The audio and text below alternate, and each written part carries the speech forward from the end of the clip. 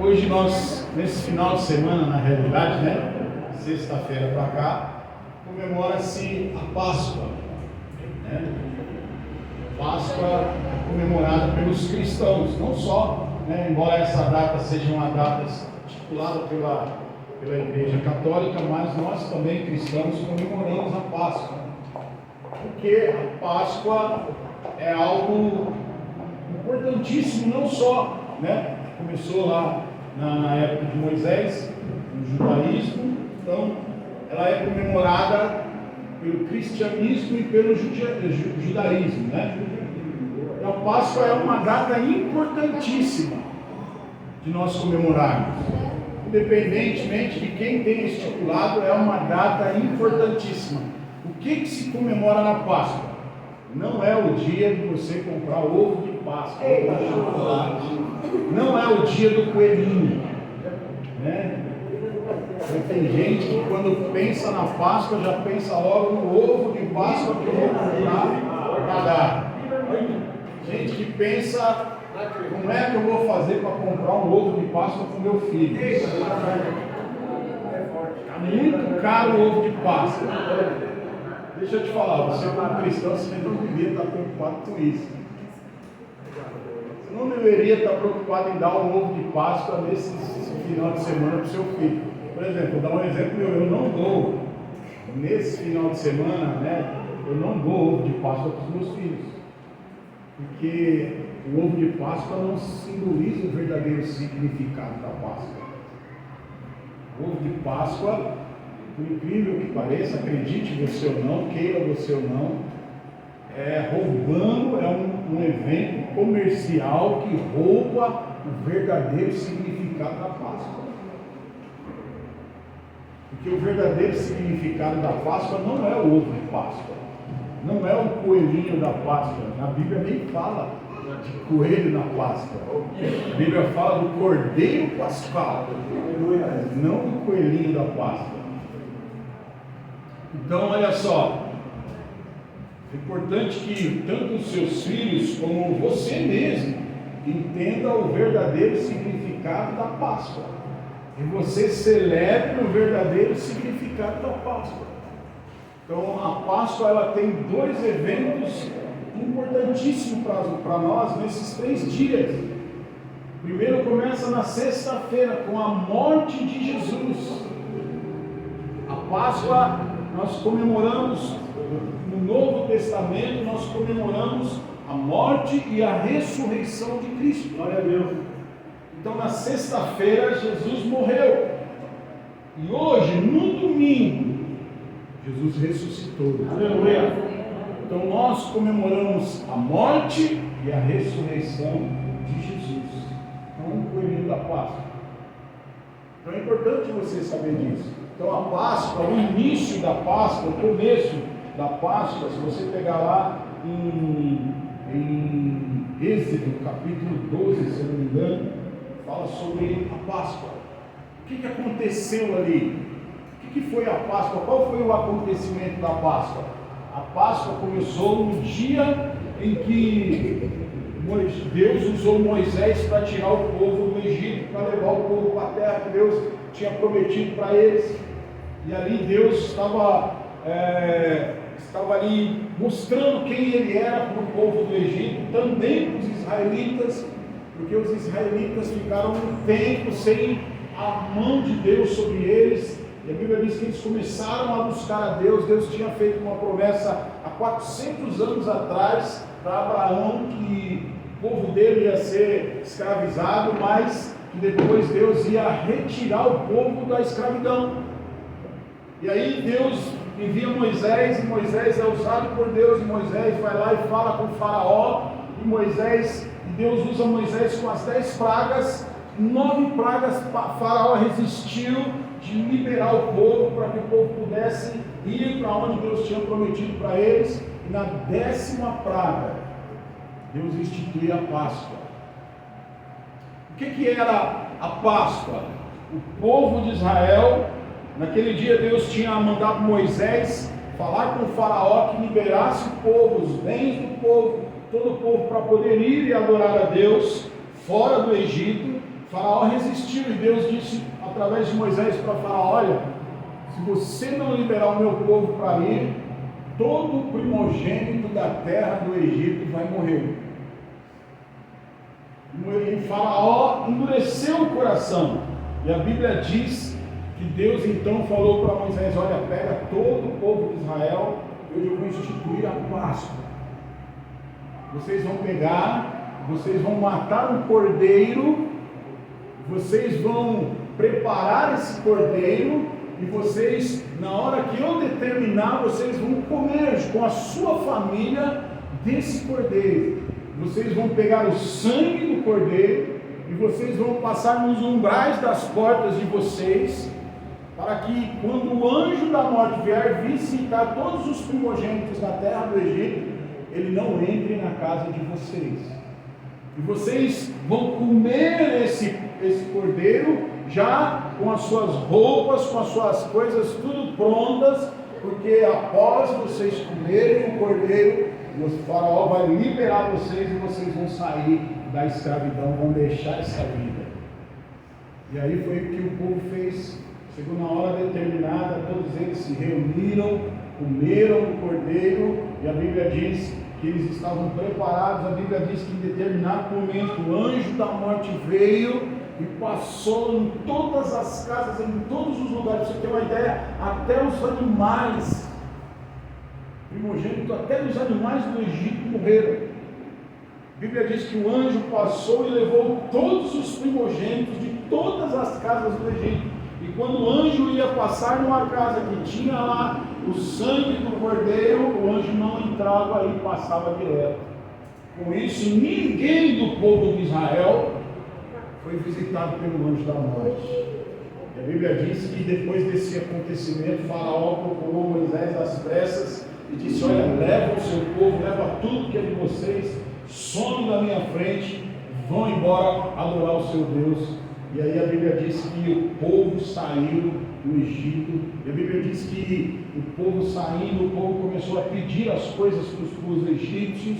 Os egípcios deram tudo, deram prata, deram ouro, e eles saíram de lá cheios de posses e foram rumo à terra prometida. Então ali foi instituída a Páscoa. Mas pastor, o que isso tem a ver conosco hoje no Novo Testamento? Tem a ver que a Páscoa naquele tempo era uma simbologia do que iria acontecer conosco hoje. Para mim, a Páscoa não começa, para mim, estou falando que é uma coisa que foi para mim, a Páscoa não começa ali. A Páscoa para mim começa lá em Gênesis, quando o homem cai, quando Deus mata um cordeiro para cobrir, para fazer as vestes de Adão e Eva. Mas o que acontece? O que simboliza isso? O povo de Israel estava na escravidão no Egito. O Egito simboliza o mundo.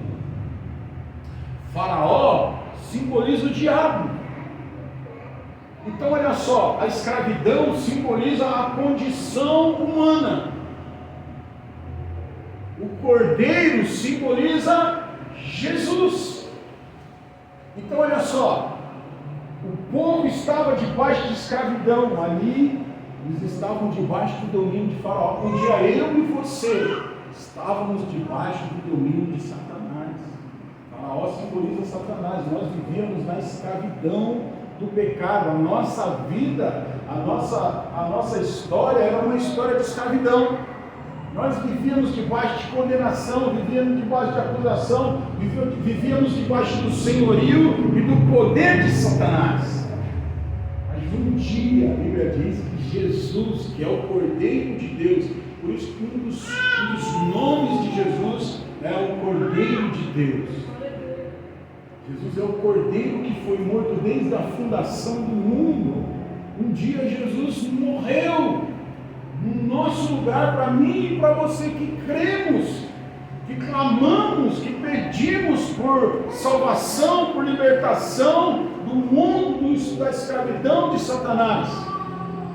Jesus é o Cordeiro, e hoje nós vamos comer o Cordeiro aqui. A ceia simboliza o sacrifício do Cordeiro. Essa é a verdadeira Páscoa. Nós vamos nos alimentar do Cordeiro.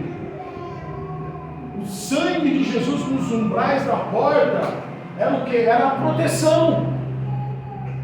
Era a proteção contra o espírito da morte. A morte não podia entrar, não podia dominar, não podia vencer, não podia destruir, não podia tocar naqueles em que o umbral da porta tinha a marca do sangue. O sangue de Jesus, o cálice hoje, isso aqui simboliza o sangue de Jesus nos umbrais das nossas portas. É o sangue do Cordeiro que nos purifica de todo mal, de todo pecado. Por causa do sangue de Jesus, eu e você somos livres do poder da morte. A morte já não tem domínio sobre você. A morte já não tem domínio sobre você. Por quê? Porque você passou da morte para a vida. O anjo da morte não pode tocar você. O espírito que causa destruição, o espírito que causa morte, o espírito que causa, que tenta acabar com a sua vida, já não pode tocar. Por quê? Porque hoje você é selado, você é lavado, você é protegido pelo sangue de Jesus. O apóstolo João, ele diz lá nas suas cartas que aquele que é de Cristo, o maligno não toca. Por que o maligno não te toca? Porque você tem a marca de Cristo em você. Todas as vezes que você toma o cálice, você está declarando que você é de Cristo, você está colocando a marca do sangue nos umbrais da tua porta. E o diabo não pode tocar em você. Ninguém pode tocar em você. Somente Deus pode tocar em você. Então o sangue, o cordeiro, eles comeram o cordeiro. Eles comeram as partes do cordeiro. O cordeiro simboliza o quê? O corpo, o pão. Isso aqui é o corpo, simboliza o corpo de Cristo. Nós estamos nos alimentando do cordeiro. Quando eu e você tomamos a ceia, nós estamos o quê? Nos alimentando do cordeiro. Você está comendo, você está cumprindo com o mandamento, com a Páscoa. Isso aqui é uma celebração da morte do Cordeiro de Deus, que tira o pecado do mundo. Então, quando você come do pão, você está se alimentando de Jesus, que é o Cordeiro.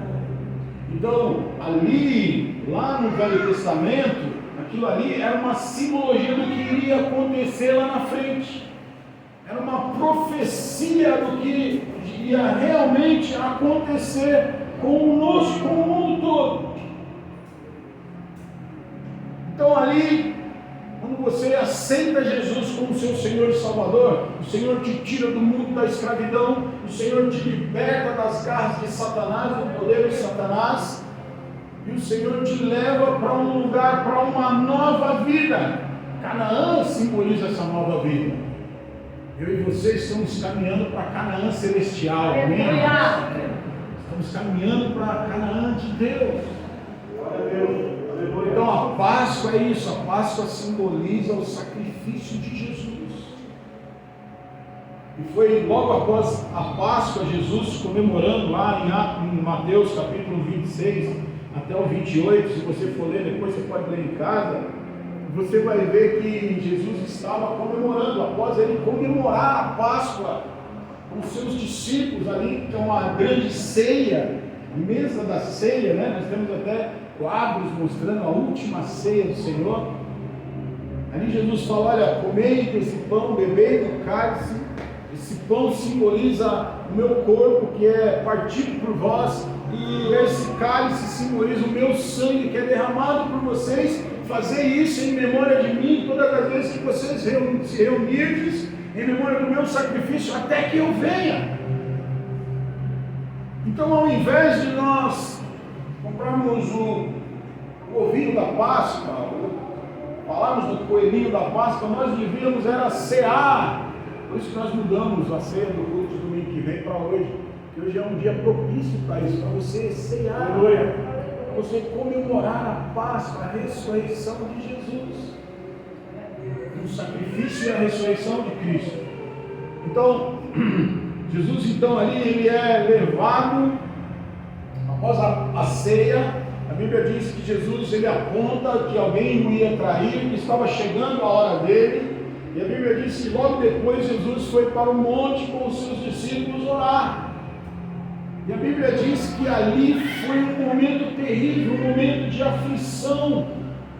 Ali foi um momento de Jesus. A Bíblia diz que a aflição de Jesus era tão grande, o que Jesus estava passando era tão terrível, que Jesus suou gotas de sangue. Estava chegando o momento, estava chegando a hora, em poucos minutos, ali ia começar a via dolorosa de Jesus, onde ele iria morrer pela humanidade.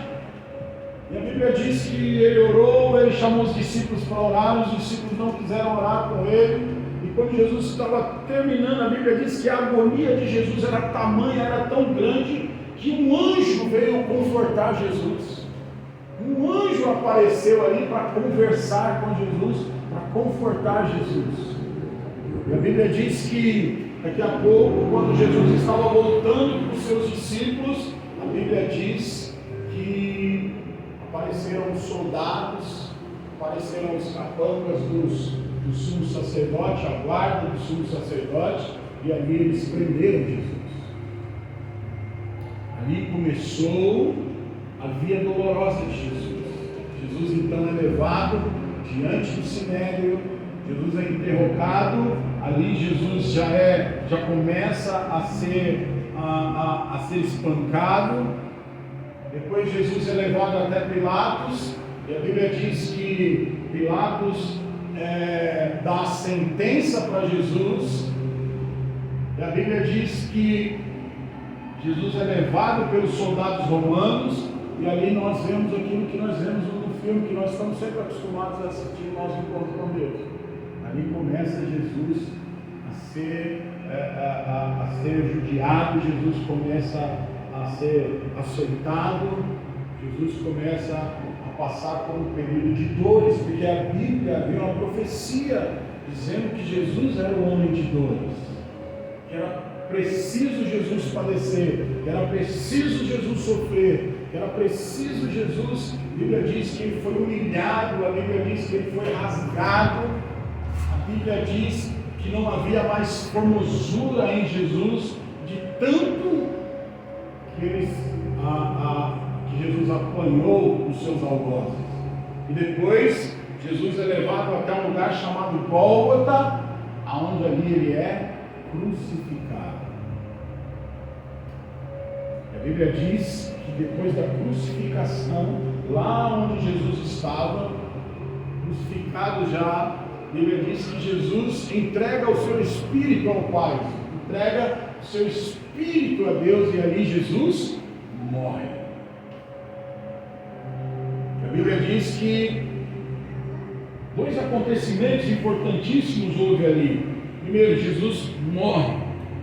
A Bíblia diz que Jesus, após a sua morte, ele desce até o inferno, e ali Jesus ele prega para todas as almas que estão ali no inferno. E a Bíblia diz que Jesus invade o inferno, Jesus pisa na cabeça de Satanás, Jesus toma a chave da morte e do inferno das mãos de Satanás. Glória a Deus. E Jesus ele leva consigo o cativo, ele leva consigo aquelas pessoas que se reconciliaram com ele, que creram nele, que o aceitaram como Senhor da sua vida. Jesus leva cativo o cativeiro. Jesus inaugura uma nova era na terra.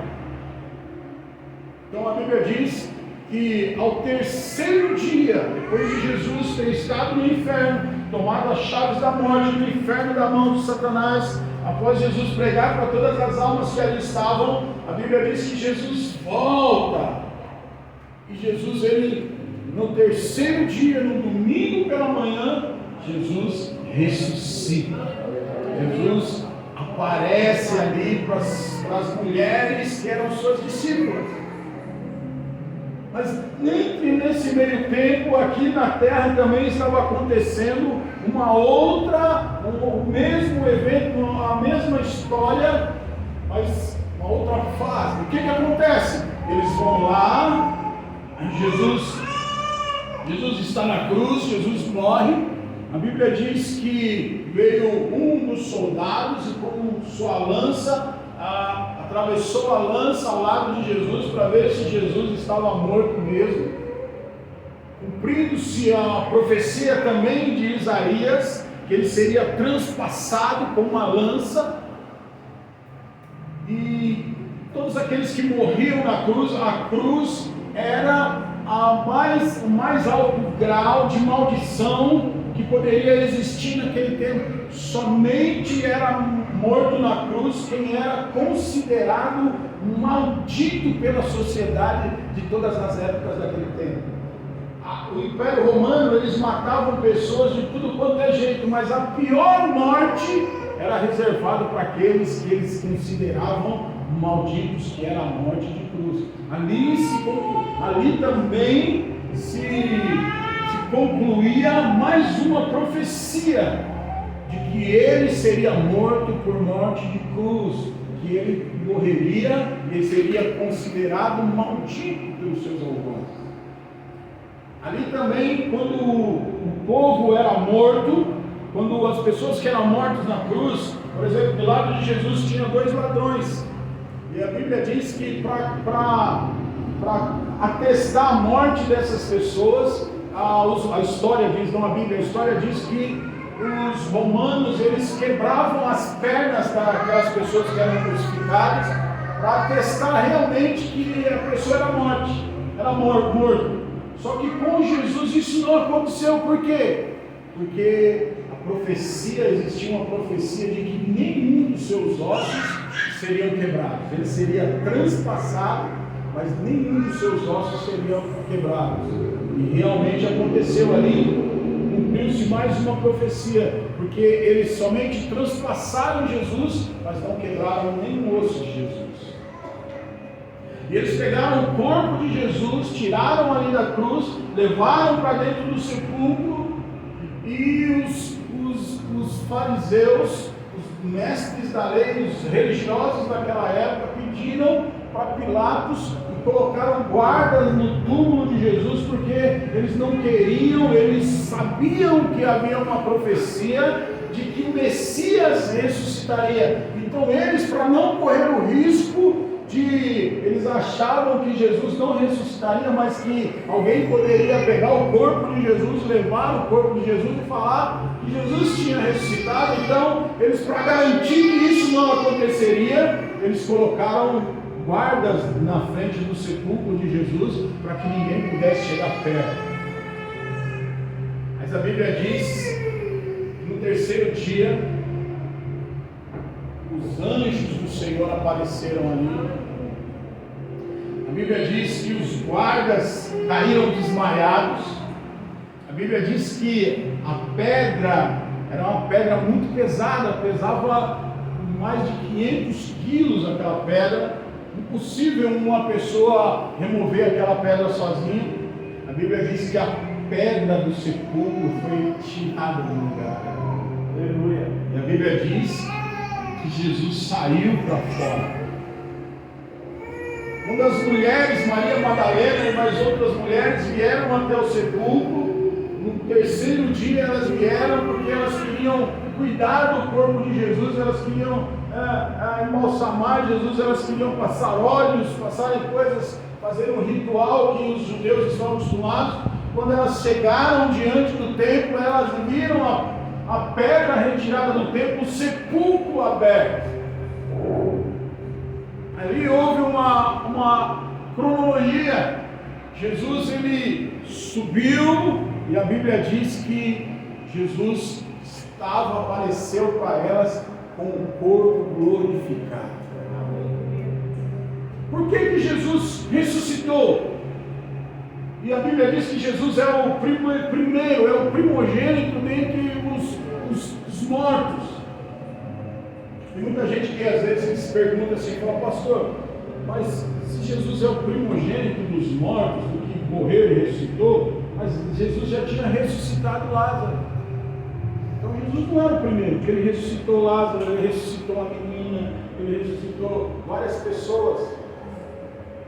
Mas tanto Lázaro como a menina, como outras pessoas que foram ressuscitadas, eles voltaram a morrer. Eles não venceram a morte. Eles foram ressuscitados, mas morreram de novo. Agora Jesus não. Jesus venceu a morte, por quê? Porque a morte não teve poder mais sobre a vida de Jesus. Jesus, ele é o primeiro, porque ele morreu, a morte não pôde segurar, o Deus o ressuscitou, e Jesus está vivo até hoje. Jesus venceu o poder da morte. Por isso que ele é o primogênito dentre os mortos. Ele ressuscitou, ele foi o primeiro a vencer a morte. Tanto que quando ele vai ao inferno, ele vai lá e ele pega a chave do inferno, a chave da casa de Satanás, e ele pega a chave da morte, porque a morte agora, ele é o Senhor da morte. Existe uma profecia, e o apóstolo Paulo também diz nas suas cartas, que o último inimigo a ser vencido era a morte, e Jesus venceu a morte. Era o último inimigo, Satanás já tinha sido vencido. Jesus foi lá, tomou a chave deles, a chave do inferno e da morte das mãos de Jesus, mas faltava ainda Jesus ressuscitar e vencer a morte. Jesus ressuscitou e venceu a morte. Aleluia! Então, essa é a Páscoa que eu e você devemos comemorar. A morte de Jesus tem um significado muito grande. Mas a ressurreição de Jesus é a maior dádiva, é a maior bênção, é a maior glória que eu e você podemos ter e receber de Deus. Então, a ressurreição de Jesus é o que eu quero falar hoje para você, trazer alguns aspectos importantes sobre o que a ressurreição de Jesus significa, o que a Páscoa significa para mim e para você. Então, a ressurreição de Jesus é a prova de que Ele é o nosso Salvador. Olha, abre a Bíblia lá em 1 João, capítulo 4, versículo 14. Olha o que a Bíblia diz aí. 1 João 4, 14.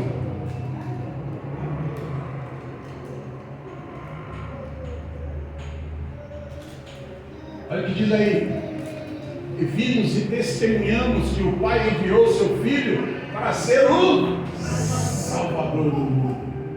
Através da ressurreição de Jesus, a salvação para mim e para você entrou. Jesus é o caminho da nossa salvação. Através da ressurreição, agora nós podemos ser salvos. Salvos do quê? Salvos da condenação do inferno. Nós podemos ser salvos do poder de Satanás. Nós somos salvos da ira de Deus. Nós somos salvos do inferno. Nós somos salvos porque Jesus morreu e venceu todas essas coisas por nós. Segunda coisa, é a prova da derrota de Satanás. A ressurreição de Jesus é a prova de que Satanás perdeu. O diabo, quando ele viu Jesus sendo crucificado, quando ele viu Jesus sendo morto, ele falou: eu venci, já não há mais esperança. O diabo, ele comemorava a vitória, de que ele tinha conseguido. Satanás, em todo o tempo, enquanto Jesus esteve aqui nessa terra, ele perseguiu Jesus. Ele foi lá no começo do ministério de Jesus, ele tentou Jesus, tentou derrubar Jesus ali logo no começo, não conseguiu.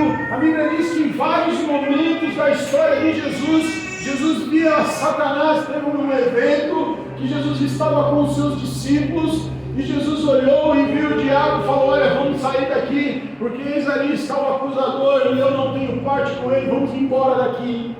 Porque em todo o tempo Satanás estava usando pessoas para tentar destruir Jesus. Então, para Satanás, quando Jesus estava ali naquela cruz, era o ápice para ele. Conseguimos vencer aquele que se dizia o Salvador do mundo. Mas olha só o que aconteceu. Abre lá em Hebreus capítulo 2, versículo 14. Quando Jesus desce até o inferno, Jesus derrota Satanás. Jesus, a Bíblia diz que ele pisou na cabeça da serpente, pisou na cabeça de Satanás. Satanás foi humilhado diante dos seus demônios, diante dos seus anjos ali. Jesus tomou até a chave da casa de Satanás, que é o inferno. Jesus tomou na mão dele, tomou a chave da morte. Olha o que diz aí: portanto, visto que os filhos são pessoas de carne e sangue, ele também participou dessa condição humana, para que por sua morte derrotasse aquele que tem o poder da morte, isto é, o diabo. Então Jesus derrotou Satanás. Aleluia! A ressurreição de Jesus é uma prova para mim e para você de que o diabo não tem mais poder sobre a sua vida. O diabo não tem mais poder sobre você. Sabe por quê? Porque você agora está debaixo do senhorio de Cristo. Aleluia!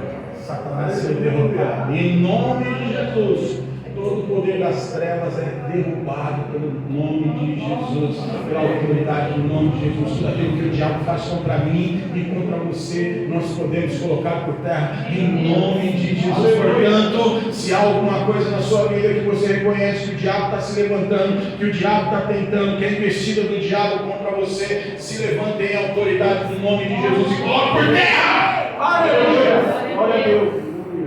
Porque através da ressurreição, o diabo foi derrotado. Aleluia!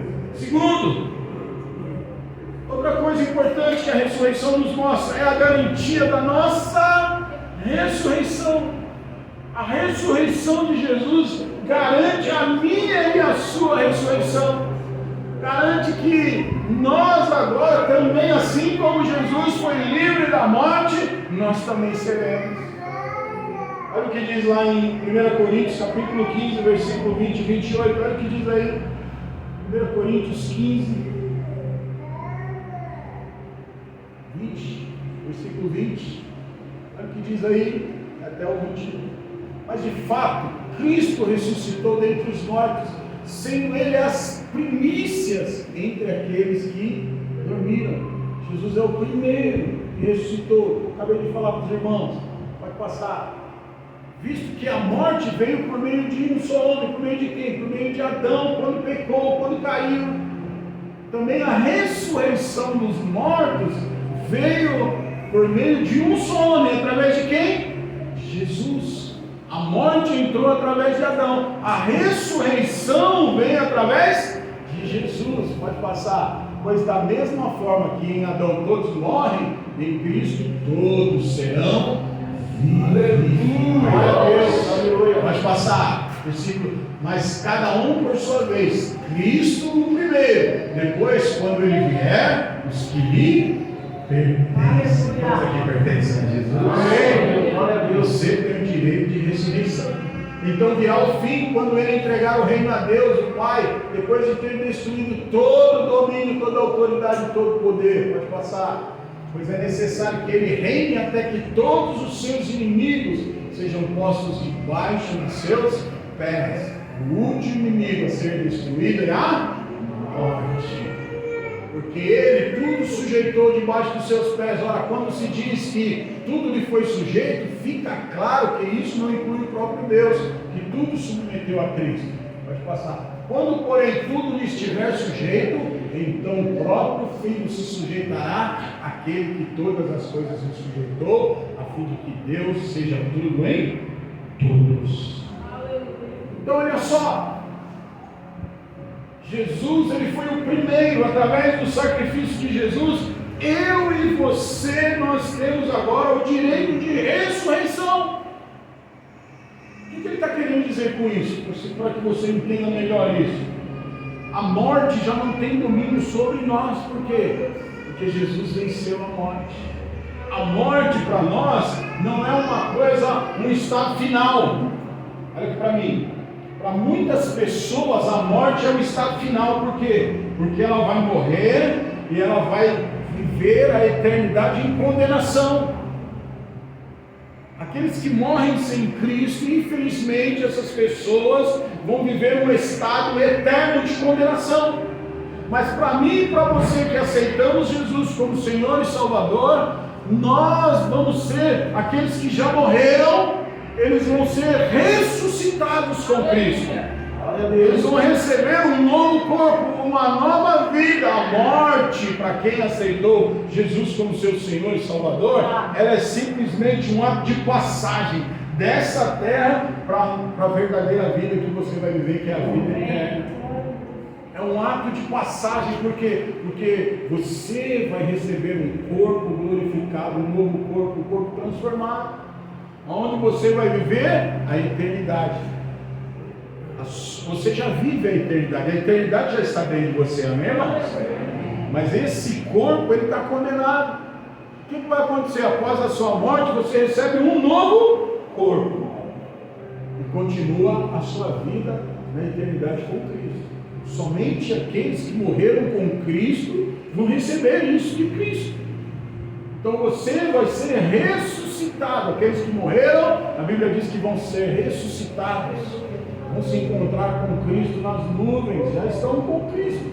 Aqueles que estiverem vivos, que vão ser arrebatados, aqueles que ainda não morrerem até a volta de Jesus, a Bíblia diz que vão se encontrar com Cristo nas nuvens e vão já em vida receber um novo corpo. Essa é a nova ressurreição, a ressurreição que Jesus tem separado, reservado para mim e para você. Então, é a garantia, a ressurreição de Jesus é a nossa garantia de que nós também seremos ressuscitados juntamente com Ele. Outra coisa importante, é uma prova de que haverá um juízo vindouro. Olha o que a Bíblia diz lá em Atos, capítulo 17, versículo 31. Atos 17, 31.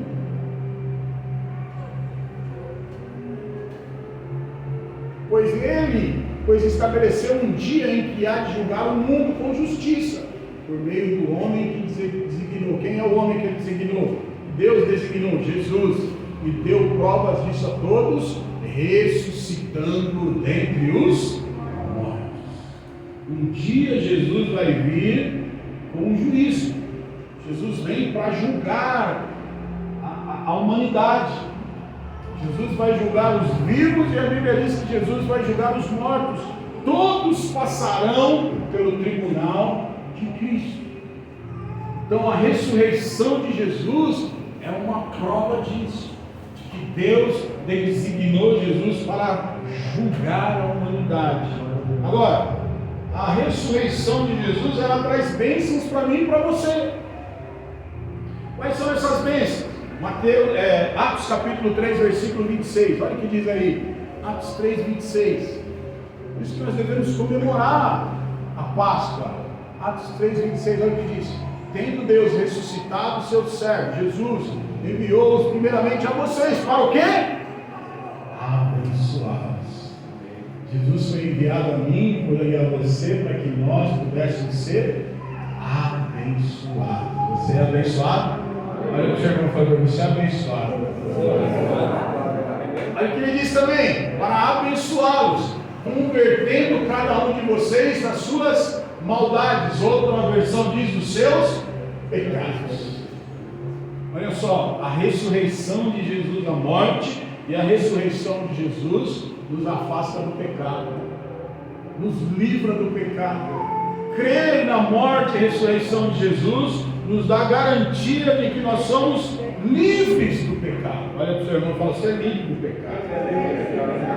Romanos capítulo 5, versículo 1, olha o que diz aí também. Olha a outra bênção que a ressurreição de Jesus, a morte e a ressurreição de Jesus traz para mim e para você. Capítulo 5, versículo 1, olha o que diz aí: tendo sido, pois, justificados pela fé, temos paz com Deus por nosso Senhor Jesus Cristo.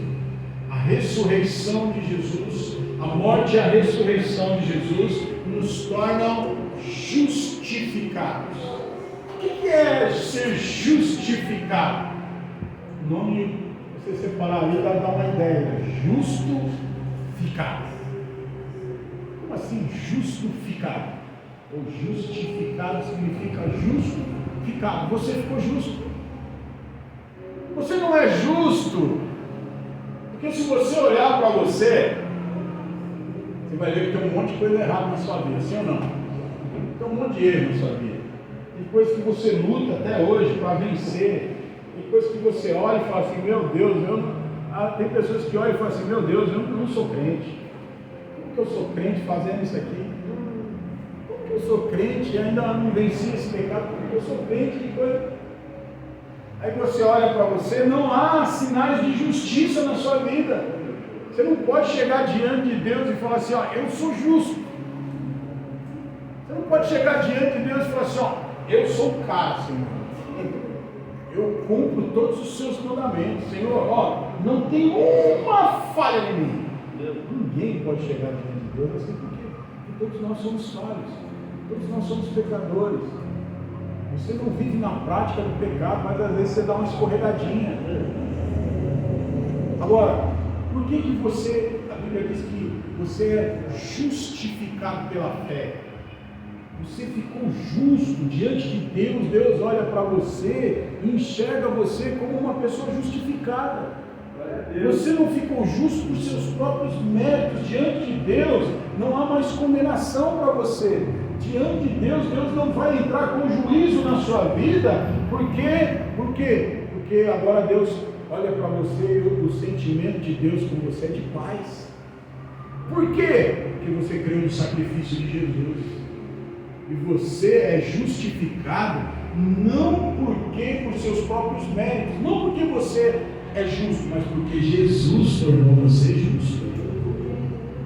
Justificados pela fé, porque você creu no sacrifício de Jesus na cruz, na morte e na ressurreição de Jesus. Agora Deus tem paz com você, porque Deus está em paz com você, porque você creu no sacrifício do Filho dele. E a morte e a ressurreição de Jesus nos torna isso. Quando nós cremos, nós somos justificados. Por isso que quando você ora em nome de Jesus. Quando você pede alguma coisa para Deus, quando você reivindica alguma coisa do céu para a sua vida, Deus olha para você e não vai olhar assim e falar, isso merece. Deus não vai falar assim, isso merece, você ainda está pecando, você ainda está dando umas escorregadas, você ainda está fazendo algumas coisas que não me agradam. Deus não olha, Deus está em paz. Por quê? Porque Deus olha para o sacrifício de Jesus. Você está debaixo da cobertura dele. Aleluia! A Bíblia diz que você é justo por causa dele. Então Deus está satisfeito com isso. Quando você aceita Jesus, crê no sacrifício dele, Deus está satisfeito de uma vez por todas. Então por isso que você é justo. Você ficou justo por causa de Jesus. Então olha para o seu irmão e fala, você é justo. Você é justificado. Essa é a bênção para a sua vida. Você pode agora chegar diante de Deus com ousadia, chegar diante do trono de Deus e pedir, chegar diante de Deus declarando, em nome de Jesus eu te peço, em nome de Jesus eu clamo, em nome de Jesus eu tomo posse. E agora você é justo, justo por causa da morte e ressurreição de Jesus. Outra bênção, está lá em 2 Coríntios capítulo 5, versículo 15, olha o que diz aí. 2 Coríntios 15, 5, 15.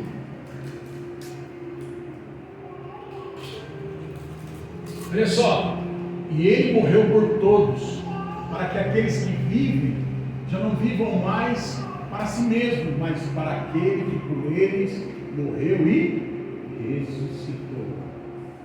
Olha aqui, Jesus morreu para que nós agora vivêssemos para Ele. Isso é uma bênção. É uma bênção poderosa agora, porque quando você aceita Jesus como Salvador, você entregou a sua vida para Ele. E agora você não vive mais para você. A sua vida agora é uma vida voltada para Ele. Olha aqui para mim. Você precisa entender isso e acertar isso na sua vida. Porque muitas vezes nós dizemos que somos cristãos e vivemos para nós mesmos. Você vive para você mesmo? Se você vive para você mesmo, você precisa entender o que é a bênção de viver para Deus. Tudo o que você faz não deve ser pensando em você mesmo.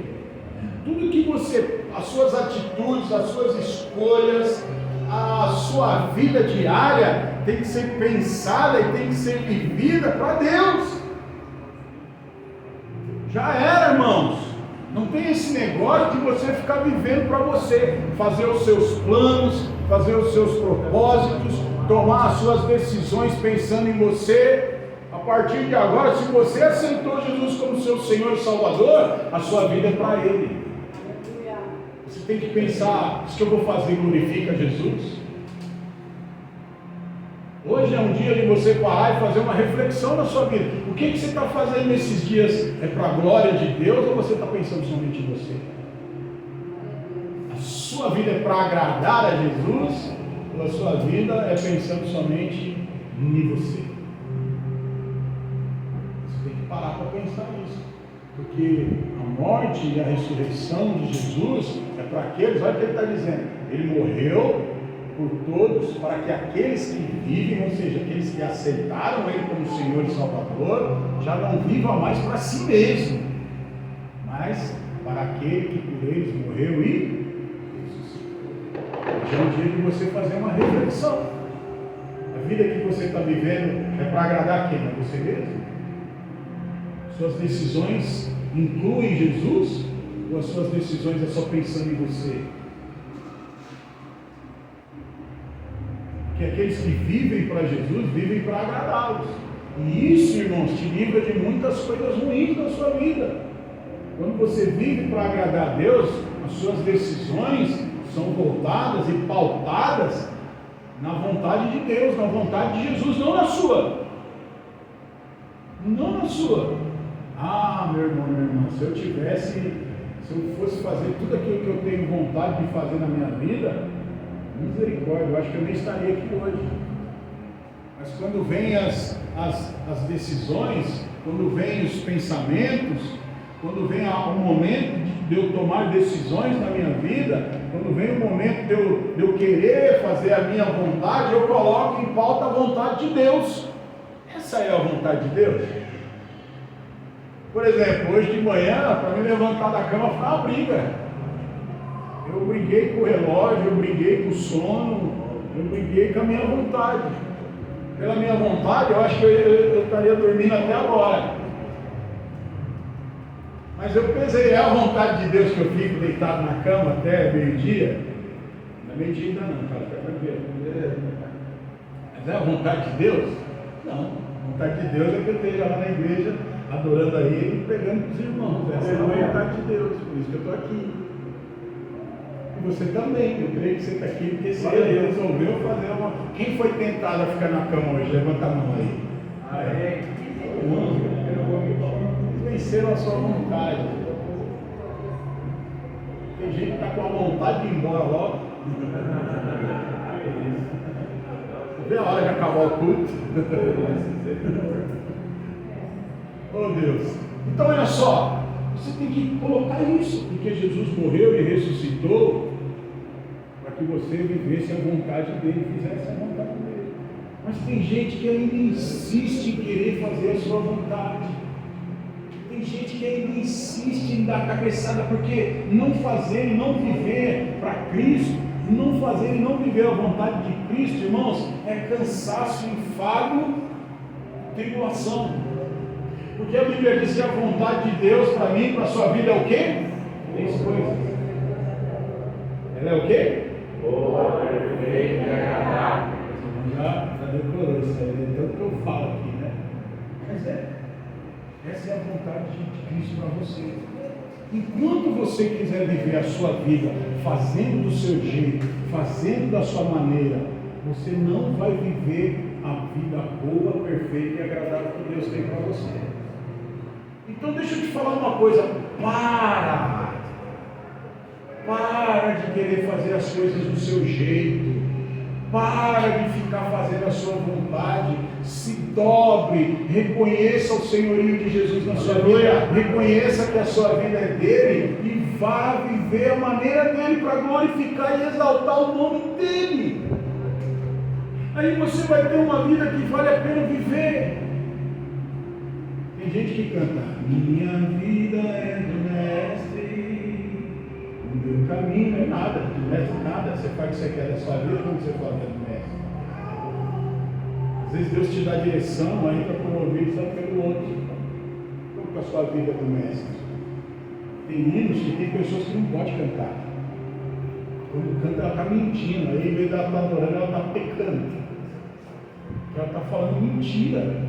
Não é do mestre coisa nenhuma, porque você faz o que você quer da sua vida. Você não se submete a ninguém, você não ouve ninguém.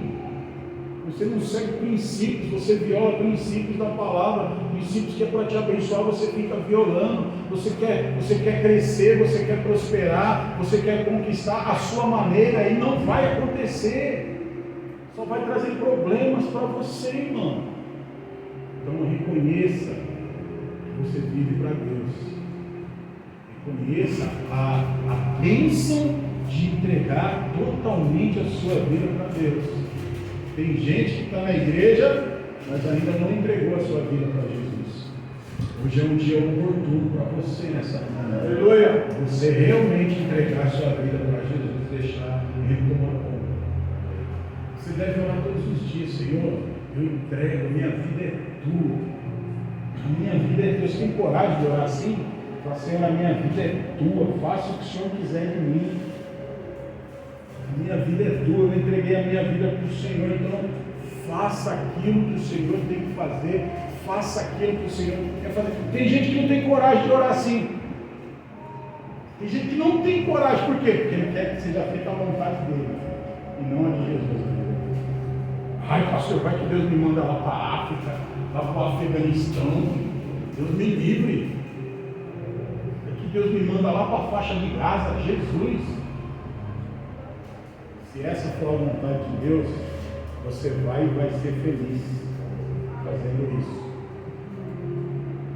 Agora, não dá para você dizer que é de Cristo fazendo a sua própria vontade. Outra coisa importante, Romanos capítulo 7, versículo 14, já estou encerrando. 7, versículo 4, melhor dizendo. Romanos 7, 4. Olha o que diz aí. Assim, meus irmãos, vocês também morreram para a lei, por meio do corpo de Cristo, para pertencerem a outro, aquele que ressuscitou dos mortos, a fim de que venhamos dar frutos para Deus. Olha só, a ressurreição de Cristo, ela trouxe vida em mim e em você, ao ponto de nós frutificarmos para Deus. Se você está em Cristo, a sua vida é uma vida frutífera. Você tem que viver uma vida que dá frutos para Deus.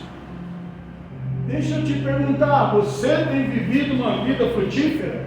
Você tem vivido uma vida que dá frutos para Deus? Quais são os frutos que você tem demonstrado na sua vida? Tem dois tipos de frutos. O primeiro fruto na sua vida é o fruto do Espírito. Lá em Gálatas capítulo 5, fruto do Espírito Santo. Quais são os frutos do Espírito Santo? Paz, bondade, benignidade, amor, domínio próprio, mansidão, bondade. Isso são os frutos. O que é esse fruto? É o fruto do seu relacionamento com o Espírito Santo. Quando você tem um relacionamento com o Espírito Santo, essas coisas se manifestam na sua vida. As obras da carne são destruídas na sua vida e os frutos do Espírito começam a se manifestar em você.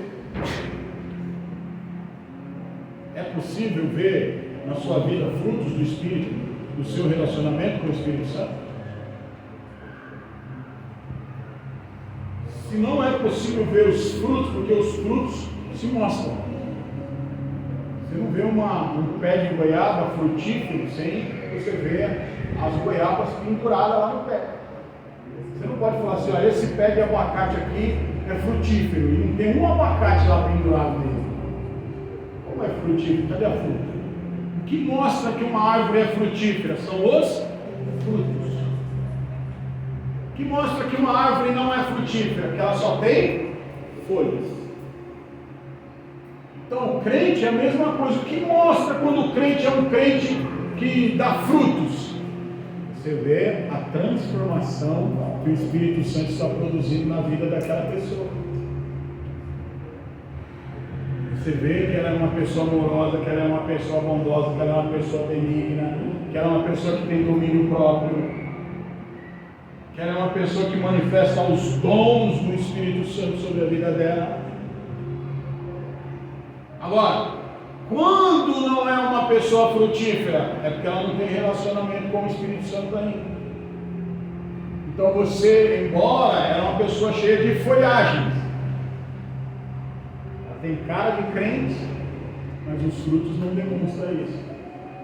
Ela se diz crente, mas é só folha que você vê. Continua com as mesmas práticas, continua com a mesma vida, ela é fofoqueira, ela fala mal dos outros, ela não tem compaixão, ela só pensa mal, ela não tem domínio próprio, ela não consegue se dominar. É aquele crente que hoje estou crente, hoje eu não estou, amanhã eu não estou. Aquele crente que não consegue dominar sobre as suas paixões carnais, vive criando discórdia, vive criando problemas. Ela se veste como crente, ela vem na igreja como crente, ela participa das coisas da igreja, mas e o fruto? Não tem fruto. O segundo tipo de fruto é outras pessoas sendo salvas e transformadas através da sua vida. São filhos espirituais, pessoas que você ganha para Jesus. Então o segundo tipo de fruto é através da sua vida, outras pessoas serão abençoadas. O primeiro fruto é para você, é um resultado que Deus causa em você. O segundo fruto é aquele que através de você, outras pessoas são abençoadas através da sua vida. Então aquele que pertence a Cristo, aquele que ressuscitou dentre os mortos, que crê na ressurreição de Jesus, na morte e ressurreição, eles dão frutos para Deus. Eu quero dizer para você nessa manhã, como pastor dessa igreja, chegou o tempo de você frutificar. Amém? Aleluia! É tempo de você frutificar. Amém. As duas áreas da sua vida. É tempo de você gerar frutos do Espírito. E é tempo de você frutificar para que outras pessoas sejam abençoadas através da sua vida. Se você não tem frutificado, se as pessoas não têm visto o fruto do Espírito na sua vida, quero dizer que é tempo de você começar um relacionamento íntimo, um relacionamento diário, um relacionamento profundo com o Espírito Santo. É tempo de você deixar o Espírito Santo te moldar. É tempo de você deixar o Espírito Santo trabalhar na sua vida. Abra seu coração, porque o Espírito Santo quer trazer mudanças profundas dentro de você. Falo isso como profeta do Senhor na sua vida nessa manhã. Falo isso como direção do Espírito Santo para você. Que é tempo de você deixar o Espírito Santo trabalhar na sua vida. Muitos têm resistido, mas Deus está dizendo: chegou o tempo, chegou a hora de você deixar eu trabalhar na sua vida. Glória a Deus, aleluia. Porque Deus quer, através da sua vida, salvar muitas pessoas. É tempo de você frutificar também, levando o amor de Jesus para outras pessoas. Mas para isso as pessoas têm que ver Deus na sua vida primeiro. E por último, Romanos capítulo 8, versículo 11, é o que diz aí.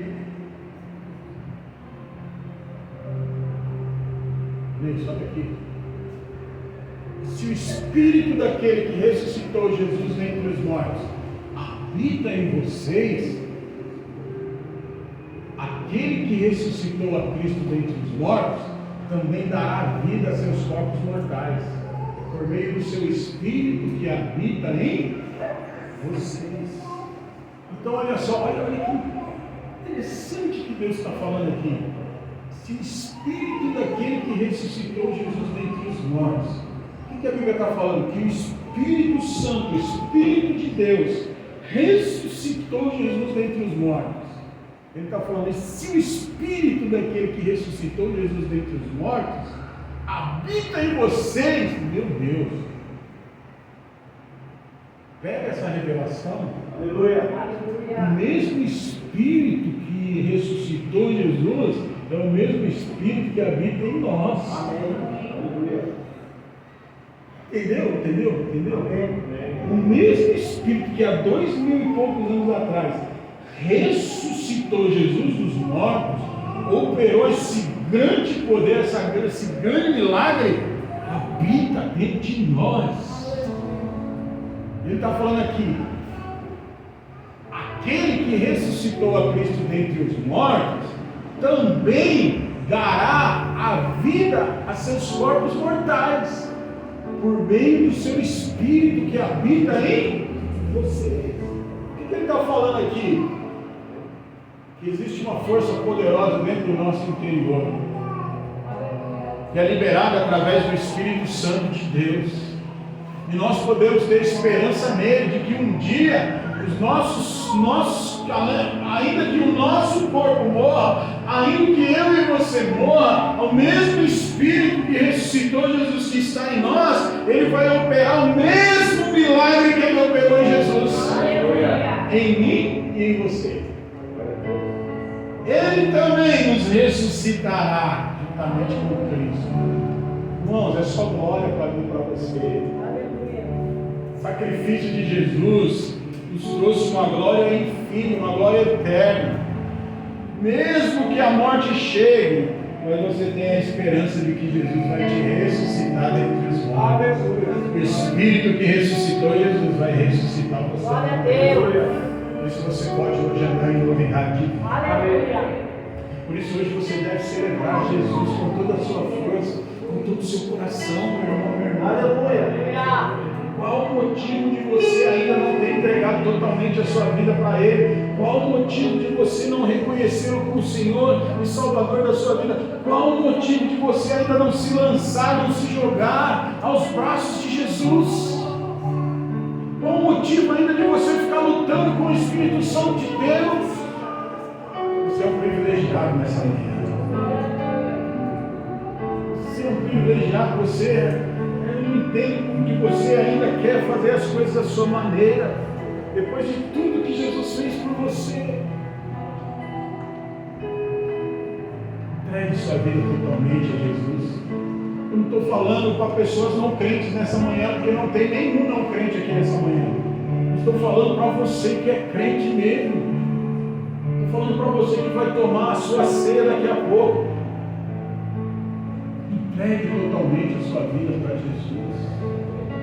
Tem áreas da sua vida, o Espírito Santo fala para mim nessa manhã, tem áreas da sua vida que você ainda não entregou para Jesus.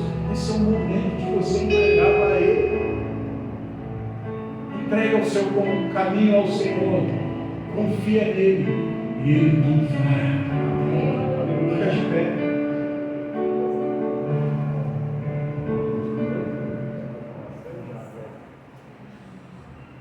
Entrega o seu caminho ao Senhor, confia nele e Ele tudo fará. Aleluia. Essa manhã eu faço um apelo para você.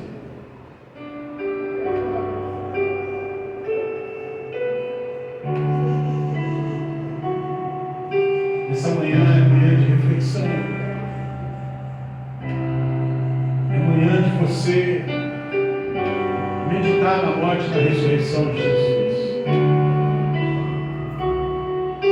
É manhã de você olhar para a sua vida e ver se você realmente entregou todos os seus caminhos ao Senhor. Deus quer fazer grandes coisas na sua vida nesse tempo. Mas Deus quer o seu tudo. Deus não quer uma parte, Deus não quer porque Jesus, Ele deu o seu tudo por amor a você. Feche seus olhos. Cante assim. Ao Deus que me deu tudo. Se você tiver coragem, eu dou meu coração. O perfume mais caro. Aos teus pés, seja adorado,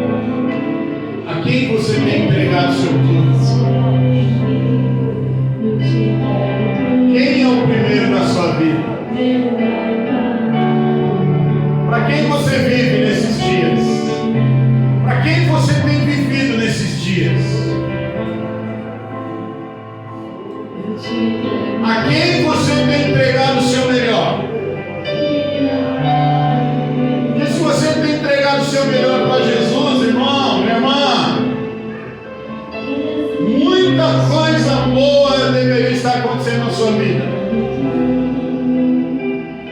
Mas muitas coisas você deveria estar vivendo de Jesus na sua vida. Quem tem desfrutado do seu melhor?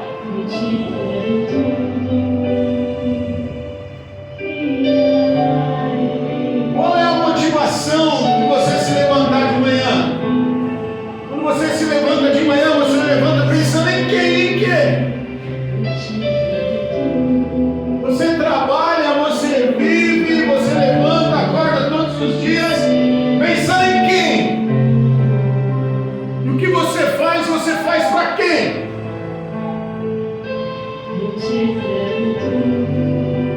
E o que você tem feito tem sido melhor? Mas eu faço coisas para Deus, pastor. Mas é o seu melhor? O que você tem entregado para o Senhor é o seu melhor?